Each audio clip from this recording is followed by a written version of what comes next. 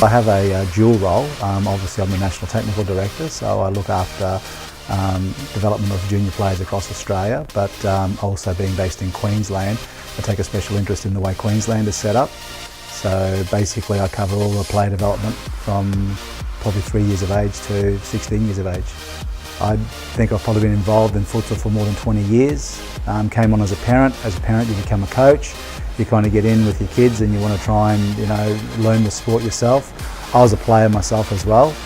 I see this as a bit of a lifestyle choice for me, being with AFA, because I've travelled the world and have worked as a consulting company and in the tech space, and now I get to come to work and do what I love every day, and that's develop players and increase the level of futsal participation and quality in the country.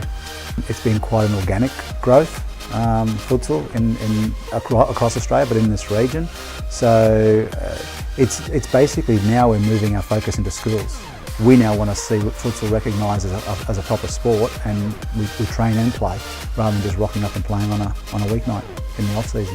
The beauty of the 3 to 5 year olds in our Little Feet program is the fact that human beings instinctively, from when they can just start to crawl and then become toddlers, they'll kind of grab the couch and they'll kick a football.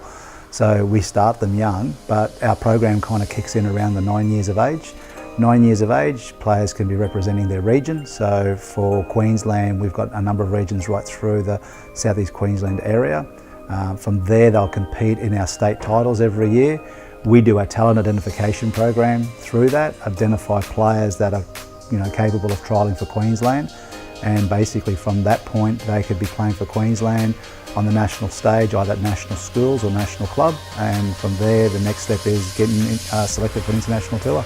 The quality has been improving, and my role obviously is Queensland and nationally, so the yardstick for me is very difficult because people look and sort of say, how's Queensland progressing? Well, we're progressing well, but then so is the rest of the country, because my national role requires that futsal across Australia is increased.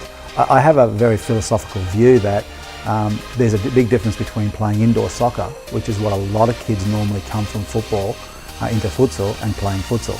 And that's why our programs are designed around developing futsal players. The quality, absolutely, over the last few years, with all of our academies across Australia, been increasing exponentially, so it's great to see. I guess some of the highlights that we've got is just the large number of players that when we do talent identification, we've seen a massive swing. When we identify players from our state titles, we're looking at probably 80 to 85% of players wanting to be part of an academy.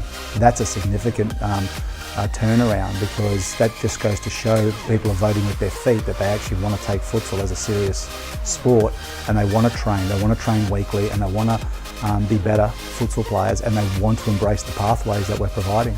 So I'd say that's probably been our biggest highlight in Queensland, is that we're getting an 85% plus participation rate of players wanting to be in our academies.